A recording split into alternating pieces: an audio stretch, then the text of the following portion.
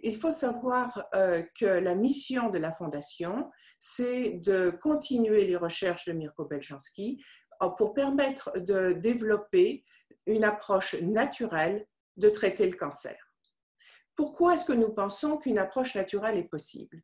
Eh bien, parce que nous nous basons sur les découvertes faites par Mirko Beljanski et en particulier de deux extraits qu'il avait étudiés et qu'il avait mis au point. Le Pao Pereira, qui provient d'un arbre d'Amérique du Sud et dont on extrait une molécule active qui s'appelle la flavopéririne, et puis le Rauwolfia vomitoria, qui vient d'Afrique et dont on extrait une molécule active qui s'appelle l'alstonine. Le cancer de l'ovaire, toujours avec le Pao Pereira, et vous voyez ici encore un travail fait avec Kansas University Medical Center, une très jolie inhibition de ces cellules cancéreuses, toujours avec le même extrait. Alors maintenant, ce que nous voulions montrer avec la Fondation Beljanski, c'est que ça marchait aussi en synergie avec la chimiothérapie. C'est déjà un travail que Mirko Beljanski avait montré avec les chimiothérapies de l'époque. Enfin, les chimiothérapies, elles ont changé en 20 ans, elles ont évolué, elles ne sont pas forcément devenues meilleures. Enfin, ce ne sont plus les mêmes molécules qui sont brevetées, donc ce sont d'autres molécules qui sont administrées par les hôpitaux. Et donc, il était important de voir si ça marchait en synergie avec les chimiothérapies d'aujourd'hui. Et donc, nous avons ici le cancer de l'ovaire et le Pao Pereira. Et nous voyons que tout seul, le Pao Pereira permet de supprimer la croissance tumorale de 79%, diminuer le volume de l'acide, qui est le liquide qui gonfle dans l'abdomen quand il y a un cancer de l'ovaire et complique énormément le pronostic.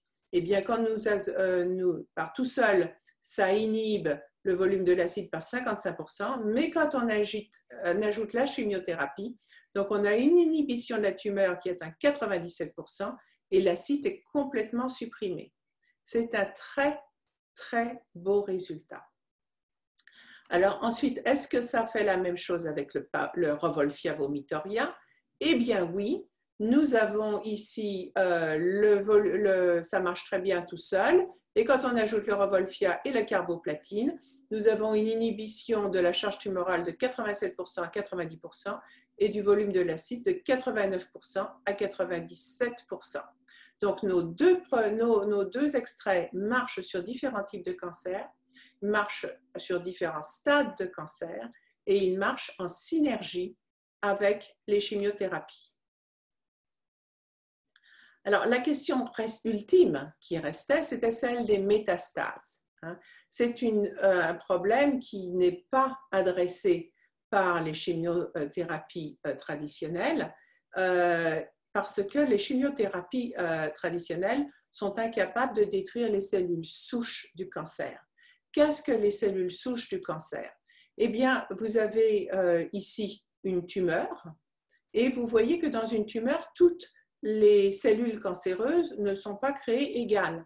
Vous avez des cellules, disons, de cancer normales, qui sont ici représentées en gris, et puis vous avez des cellules qui sont plus agressives, qu'on va appeler les cellules souches du cancer, qui vont résister à la chimiothérapie, et elles sont capables de voyager et de se reproduire et de refaire une nouvelle tumeur. C'est ce qu'on appelle la métastase. Et là, on est reparti pour un nouveau cycle de chimiothérapie. L'organisme est affaibli, déjà intoxiqué. La personne a déjà souffert énormément parfois pendant le premier cycle de chimiothérapie.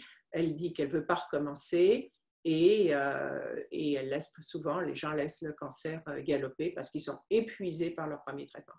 Donc, est-ce que nos petits extraits qui sont sans toxicité, sans effet secondaire, sont capables de détruire ces cellules souches du cancer?